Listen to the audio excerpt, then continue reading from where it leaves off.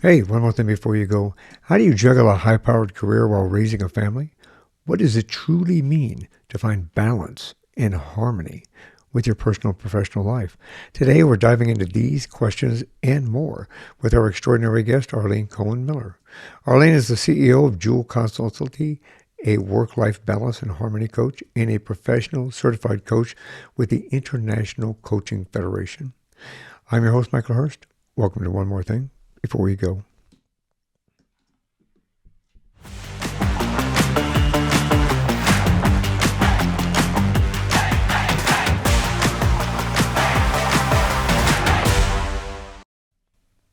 With an impressive background as an AV rated attorney and a certified meditation facilitator with a diploma in transformational holistic counseling from Australia, Arlene brings a wealth of knowledge and expertise and experience to our discussion. Whether you're striving for work life balance, looking to lead with more compassion and humanity, which we all need, or seeking to manifest a brighter future, this episode is for you. Welcome to the show, Arlene. Hello, lovely to be here, Michael. It's you having a wonderful journey that you've been on. You contributed to society in so many positive ways. A very compassionate and a very humane way of approaching your coaching and making it a lot easier for people to understand that we're all human beings and we're all in this together, and we can always work through our problems together. So, thank you. My pleasure. I know that. Are you from Colorado, or do you just reside there now? No, most people here are from Colorado. I grew up in Louisville, Kentucky, and I went to undergrad at Emory in Atlanta. My first year was at Ohio Wesleyan in a small town in Ohio. Then I transferred, and I went to law school at University of Kentucky College of Law in Lexington, Kentucky. And I practiced law. I never practiced law in Kentucky. I moved from law school up to a suburb of Cleveland, got my licensed in Kentucky and Ohio, then later in Colorado. And so I practiced in Ohio and in Colorado. Oh, from both Ohio. Had you always wanted to be a lawyer? I decided that it just like came to me like a flash of inspiration when I was about 15. I told my mom and dad and that I wanted to be an attorney, and they sort of rolled their eyes and thought I'd outgrow it. But they were always really, really supportive. And so, yeah, I've always, since I was a teenager, decided I was going to be an attorney. I think that it is interesting because I told you before we started, I have a law enforcement career, so law is in my soul and in my heart, my soul. Obviously, different perspectives. You were an attorney for family welfare, correct?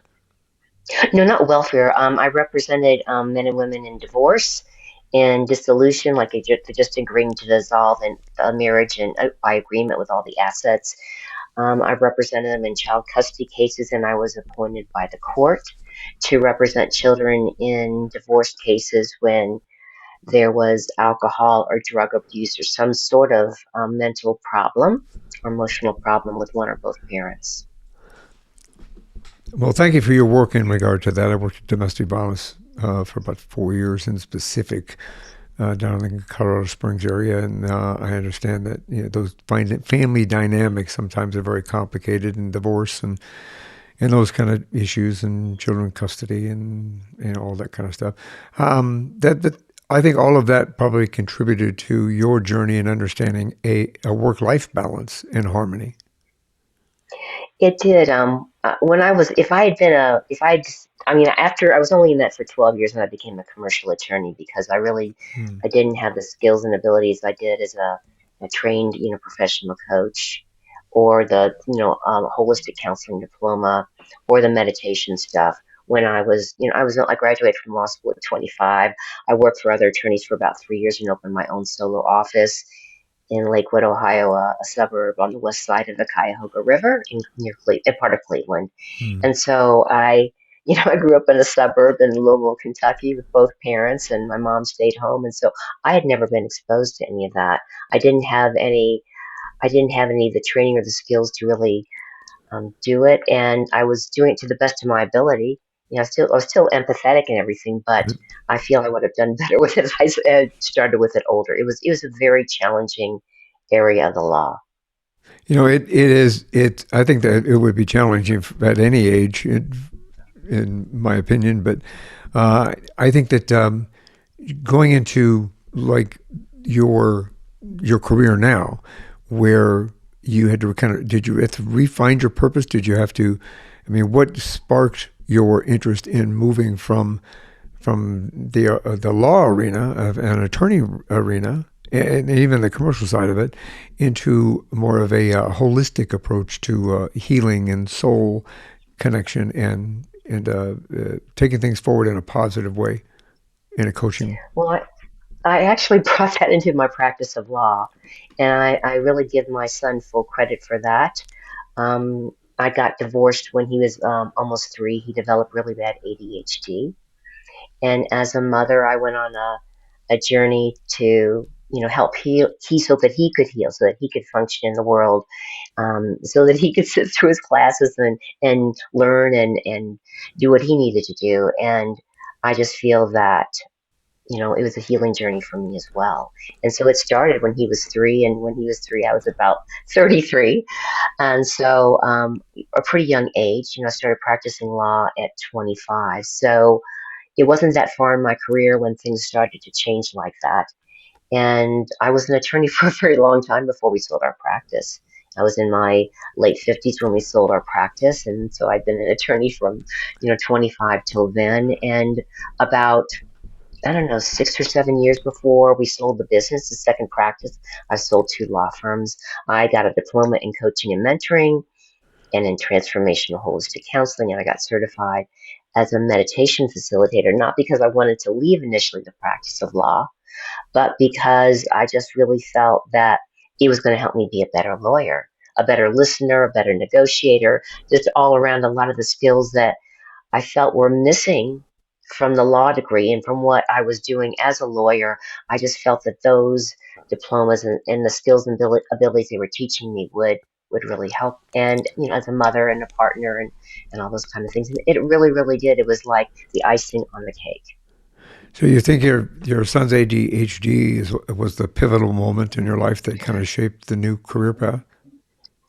It began it, yeah, it definitely began it because I don't think I would have learned all different kind of healing modalities or researched how I could help him, which turned out how I could help Right. myself because it is genetically passed. And so I just feel like in his father and myself, even though it didn't manifest it the way it did in him, I can sort of feel it in my blood.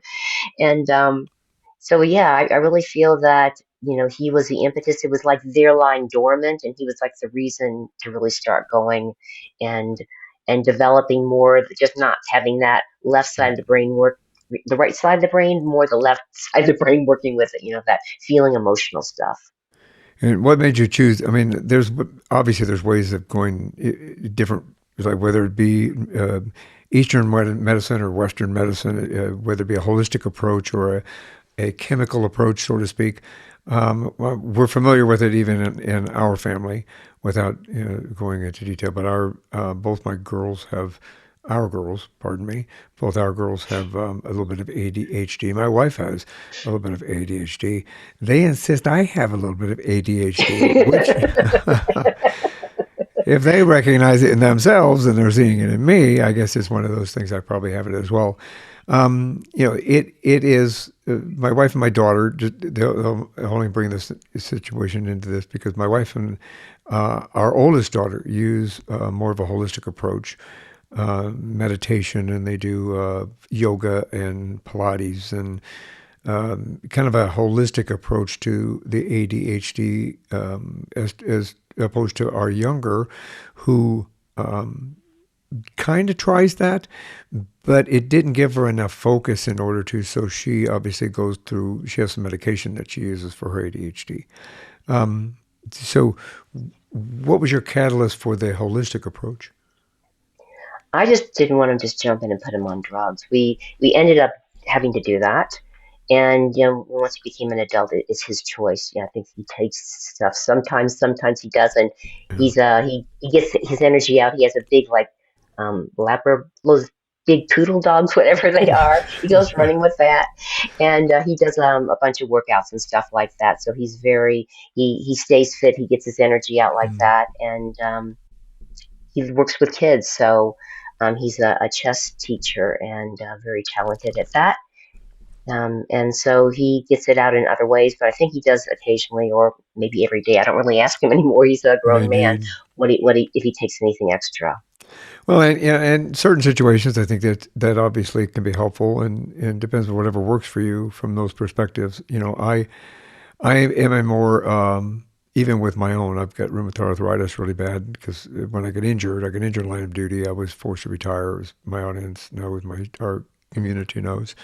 It's been a journey with that, and they put me on like 9 different drugs, and every one of them had severe side effects with me, and about killed me actually.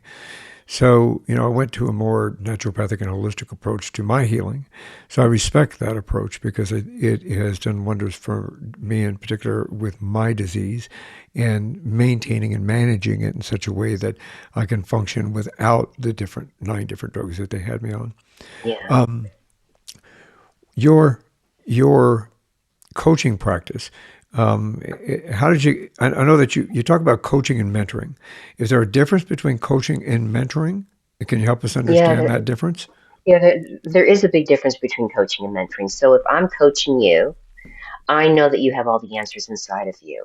So, as your coach, as your trained coach, I'll ask you powerful questions. I will maybe share intuitions with you that I have, but I'll always hand it back to you and see what you want to do with it. I might reflect what I'm hearing from you or your body language to help you maybe go deeper. And I will just hold a really big judgment free, unconditionally loving space for you so that you can explore anything you want. And I'm not going to interrupt you. I'm not going to tell you what to do. I hold the same space when I'm mentoring somebody, but the difference is that I'm allowing people to stand on my shoulders.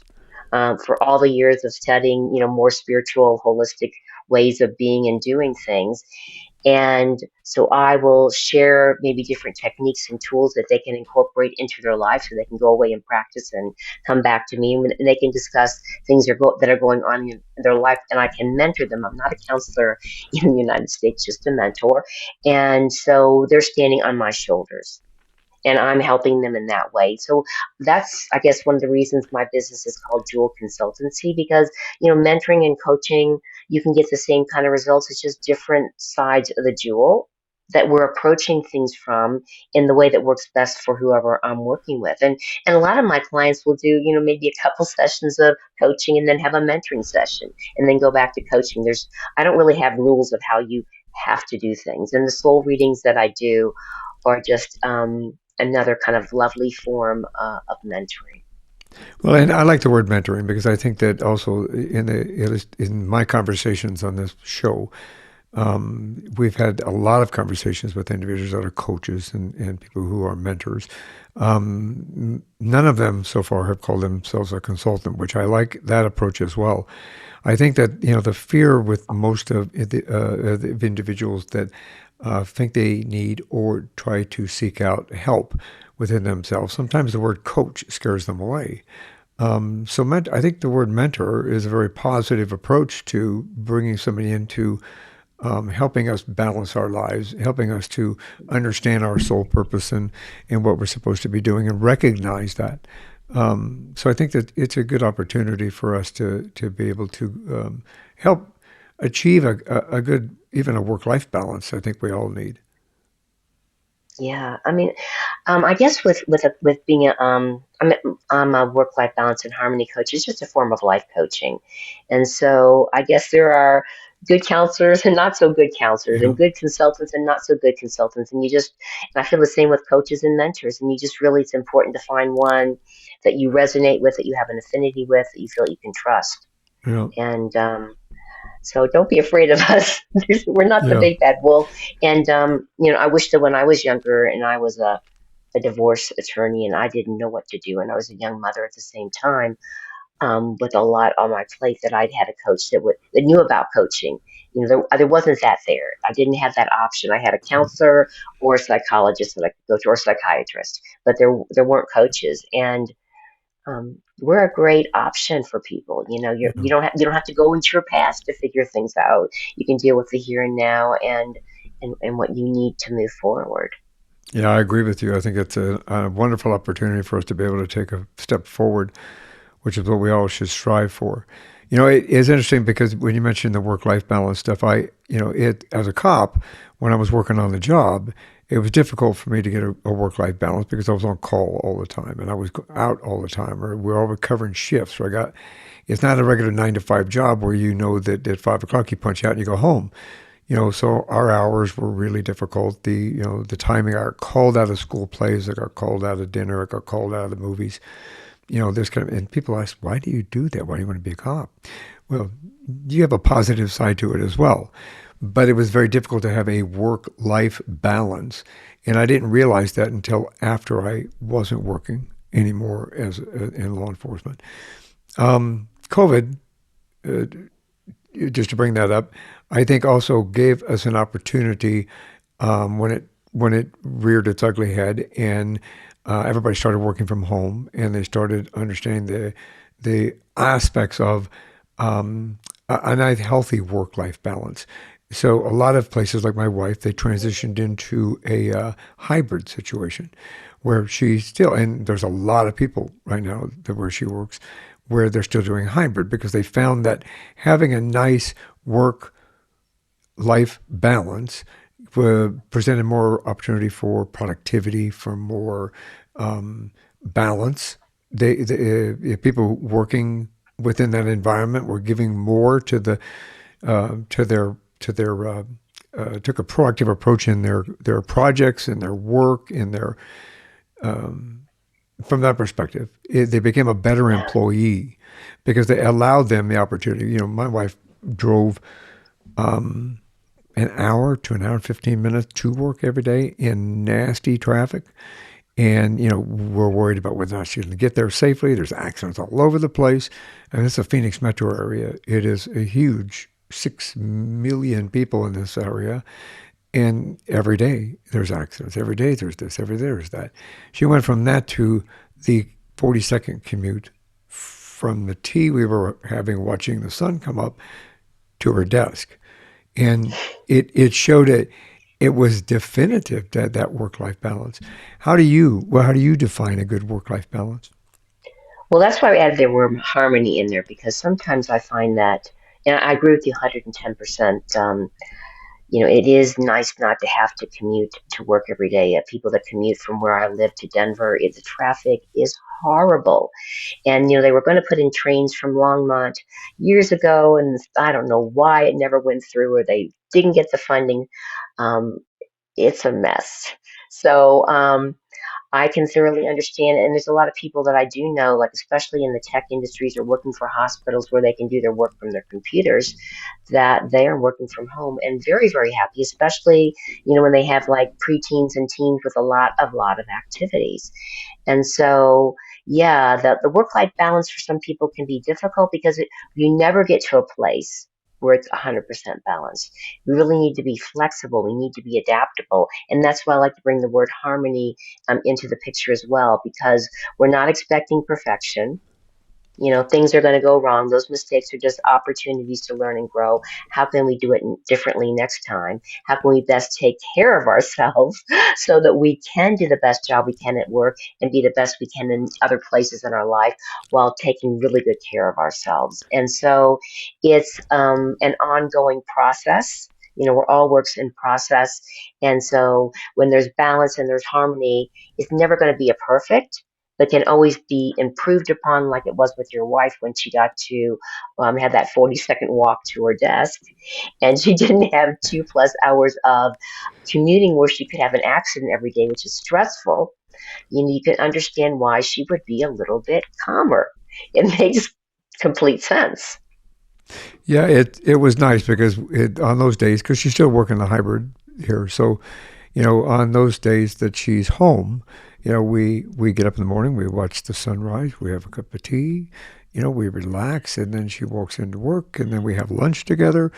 So 4 days out of the week we have lunch together and dinner at a decent time, and then 3 days a week, obviously, she goes to lunch at work, and it makes things nice. It makes things, she's like, yeah, Yeah, this works. I like this because I still get the interaction at work. I still get the interaction with my friends at work in the human contact, but she yeah. gets to stay home and play with the dog and occasionally talk to her husband. So it works. Yeah, it's not like that in all fields. I represent, and I've helped some people in the tech industry, and there's some weird ideas in the tech industry about not being allowed to leave your computer and being always available for the people there. So I guess it really depends on the mindset of Yeah, the people that you work for and their expectations of you, and allowing you to have an actual life so you'll be a better employee. So it it really works. depends. How was your experience as a working mother? You earlier said you're a working mother. How did that influence your approach to becoming who you are today? It had a big influence because I needed someone there. Like I was telling you, Yeah. I think I told you. I mean, my family was in Kentucky. We were up in Cleveland, Ohio. That's a 6 hour drive. All my friends from law school who could have been a peer support, they were working either in Kentucky or in the bottom part of Indiana or Oh, Ohio.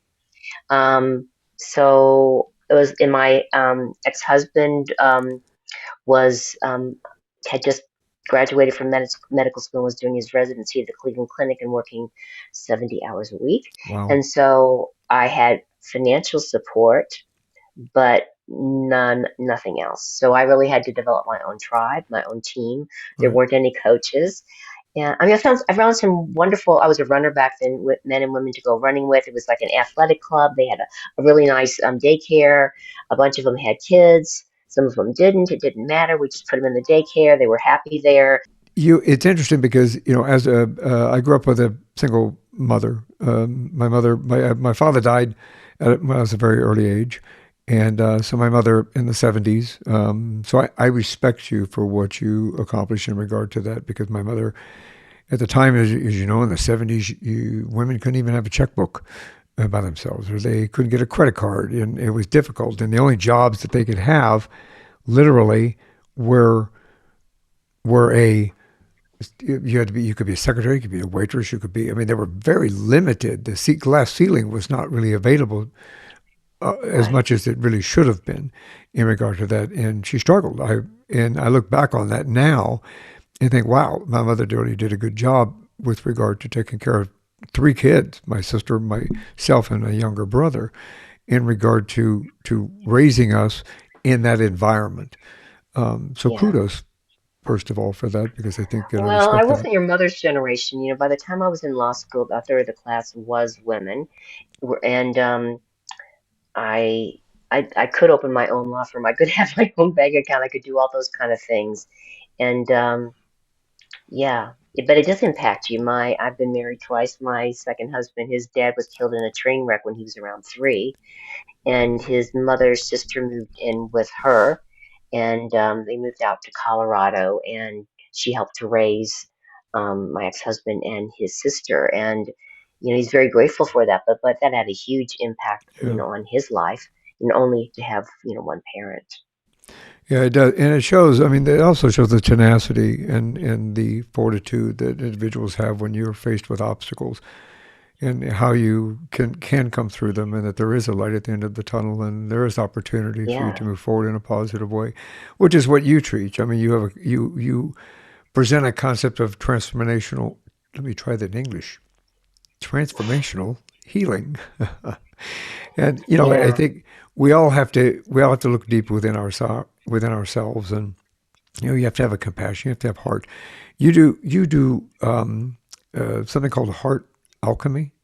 Can you help us understand what yeah. that is and how it? Yeah, so I help people, and because for the first part of my life, for some reason, or maybe that's part of the reason I became an attorney. I'm really good in the head, but I was really reticent to feel my feelings. I didn't feel that it was okay to feel certain feelings, and really, if you don't feel your feelings, then let them move through you. They're going to Yeah. get stuck in your body to cause disease, or stuck in your mind and cause mental stuff. And they're just a feeling. They're not who we are. They can feel really horrible. They can feel really wonderful. They're simply feelings. And so, through lots of training and working in that kind of spiritual kind of realm, just learning how to feel my feelings, allow them to move through me, and to replace them with more love, or more what I call sacred qualities like Yeah. kindness or compassion or calm assurance. So I'm letting stuff go that doesn't work and allowing other things to come in. And so I really love to help people to do that, because a lot of people they only want to feel the quote good stuff. But if we don't feel the quote bad stuff, it's going to fester. That's a profound statement. I think that people should understand. I learned that through some of my own journey as well. I suffer from PTSD, and it took me a long time to recognize that. Now, in my profession, you're taught to sequester and push down your feelings and not have those feelings. You can't cry. You can't be scared. You can't. I mean, there's so many. You can't be depressed. You can't be, because you're helping other individuals, and you may come out of a situation where you can't do that, because if you do that, and I'm not saying this as a fact. This is what the profession perceives.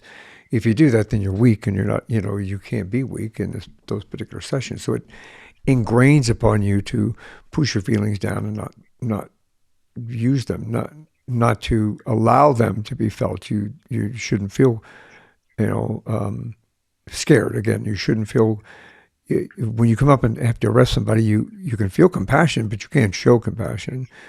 You can, you know what I mean. So it's a situation that you know that you should be making these.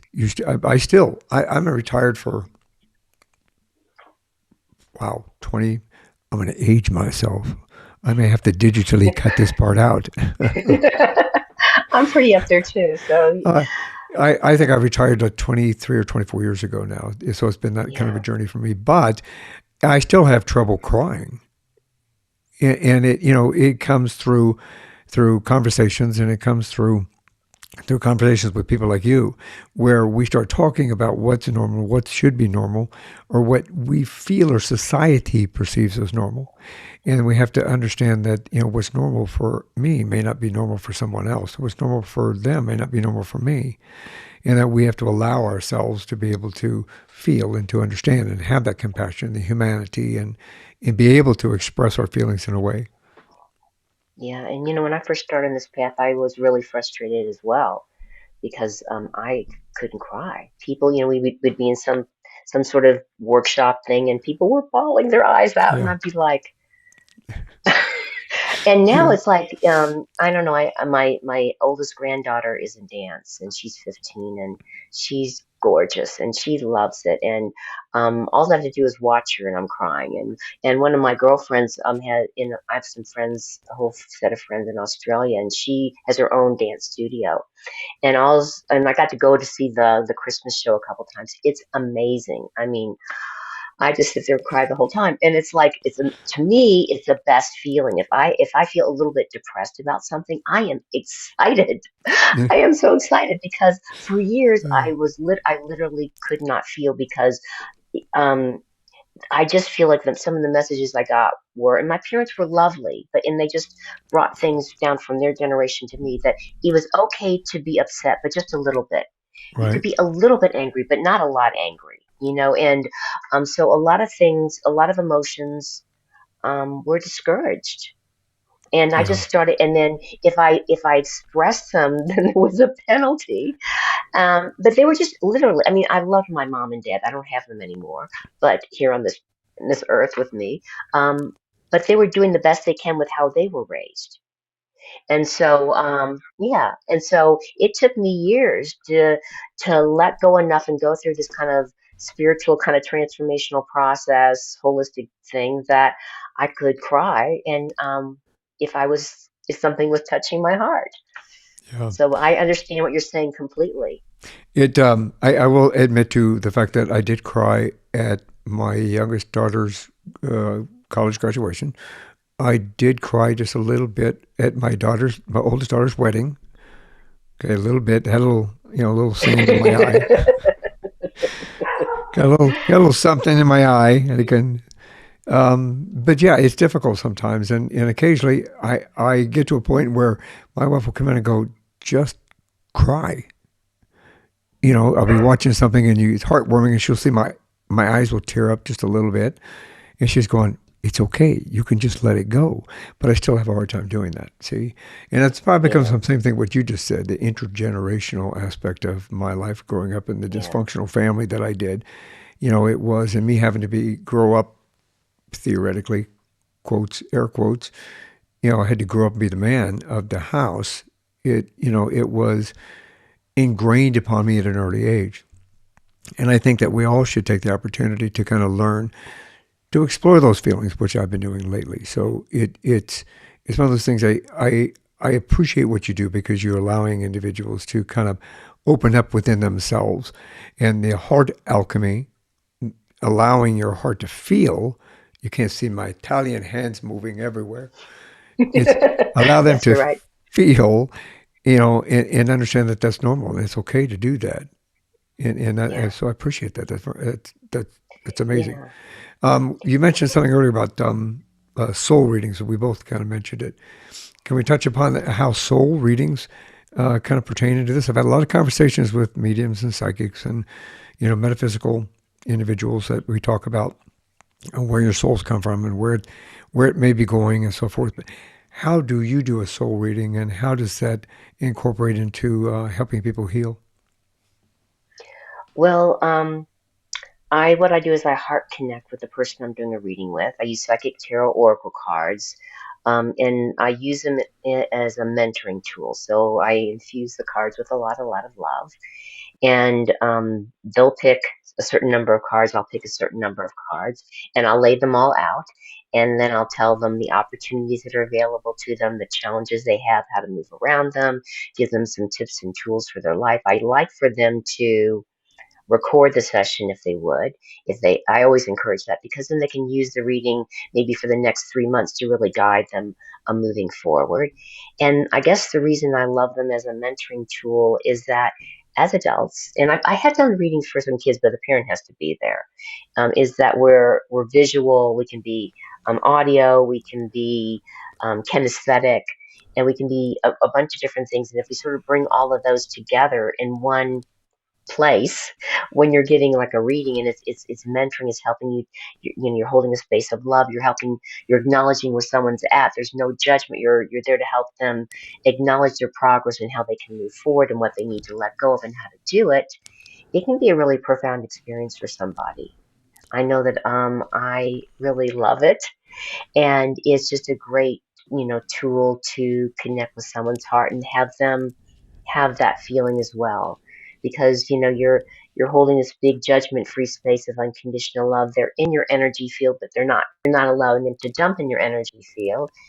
And I just love it, and most people that get readings love it because it's a different way to be mentored.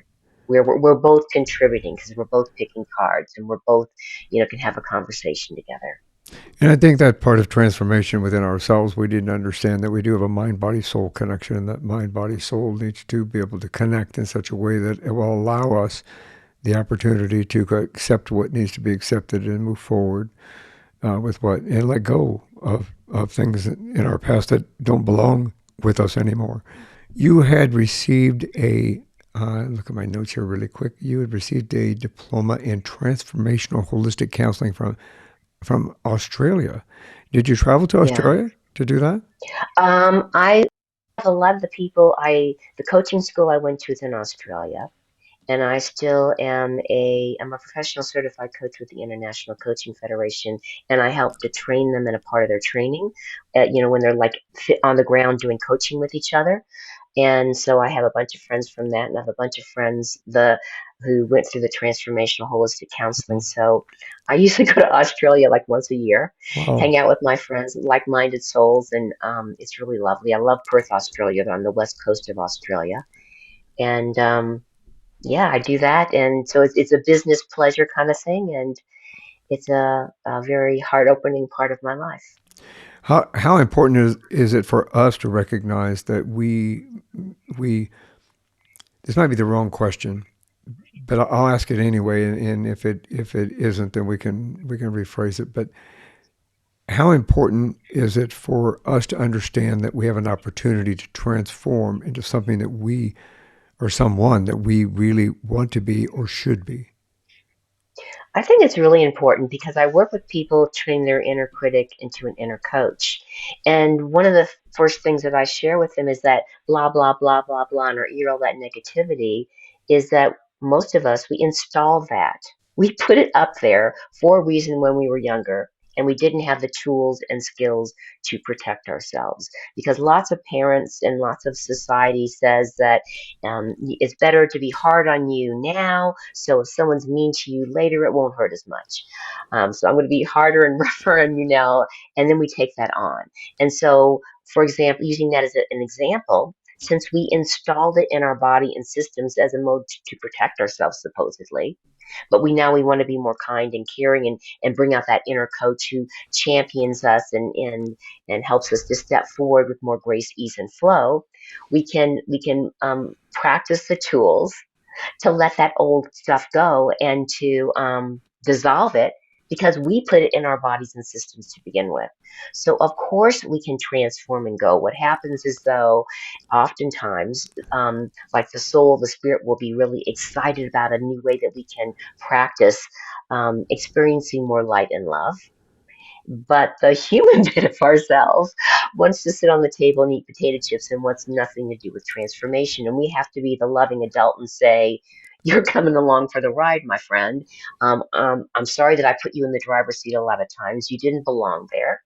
You're going in the back seat now. I love you. I'm going to take care of you. But we're moving forward in this direction that's going to be better for both of us." I like sitting on the couch eating potato chips. You don't have to totally give that up in order to Uh, transform your inner critic into an inner coach. that's a good thing. I don't do too many potato chips, but just the right amount. That's part Right. of my soul needs them. Okay, yeah. All right. Yeah, it's interesting. The I think the opportunities that we have been presented in life in our journey here on Earth that allow us to be able to move forward and understand we all have a purpose, and that purpose sometimes we need to address that purpose in a way that we can help others move forward as well. You do that in what you're doing now. I think you've transformed your own self, your own identity into something that is a very progressive part of other people's lives, giving them opportunity to heal. With everything that you combine together, I think it's a brilliant opportunity for us to be able to improve ourselves. What should we as individuals recognize? Maybe the top 3 or 4 things that we should recognize within ourselves to show us that we probably should seek out your services or somebody like you.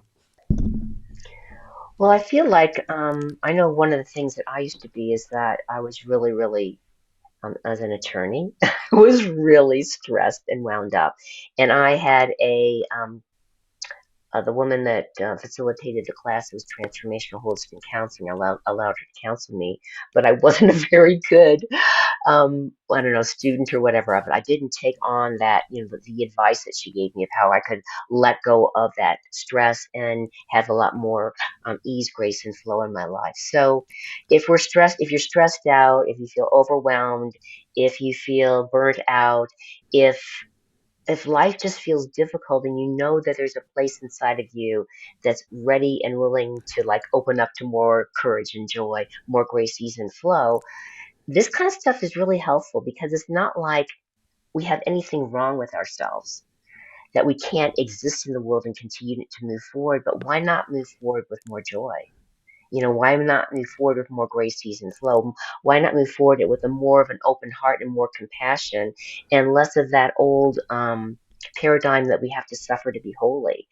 It's really not kind and it's really not a part of who we have to be anymore. So it's not like there's something wrong with us that we have to do it, but it's something that we want to do for ourselves so that we can have a clearer, brighter, more joyful life and that we can have a more full cup with love and not feel run out of that all the time.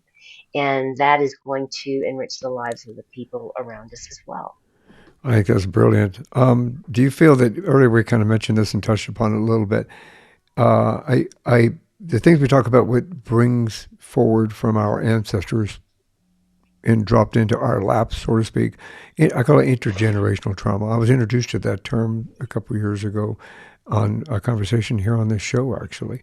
And the more I started understanding intergenerational trauma and what society and culture has pressured or put people through in order to get who we are or shape us as to who we are. Do you think that we as society and culture have kind of started opening up a little bit to the fact that there is an intergenerational trauma and things that we need to let go of that our ancestors have dropped in our laps that don't work for us any longer?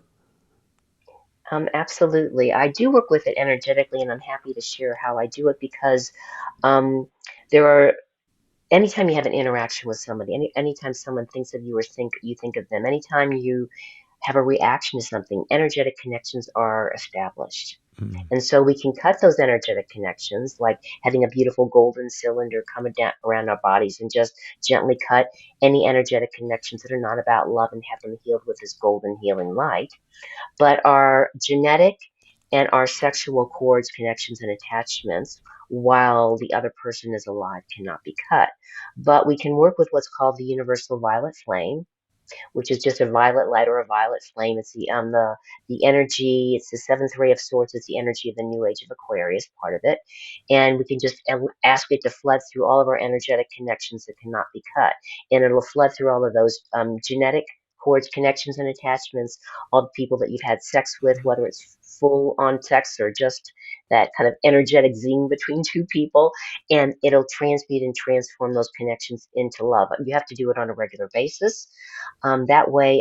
We can also, because we're in a physical body, we're also energetically connected to the mind of humanity. Now, I don't want to be connected with the mind of all men and all women on this planet. That would be, I would be flat on the ground. So I also ask the violet flame to flood all of my energetic connections with the psyche of humanity, the psyche of all men and women. So because I'm in a physical body, I'm connected with them.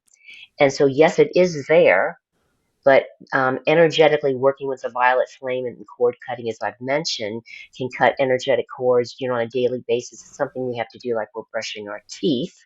So we're cutting Uh, those energetic connections. The loving ones will always remain, and we can flood those energetic connections that cannot be cut with this transformational energy. The other person or parties are benefited, and so are we, so that we're not, if you're married and your spouse or your sister or your nephew has a bad hair day or gets really real upset about something, we don't automatically feel horrible because we're genetically corded with them.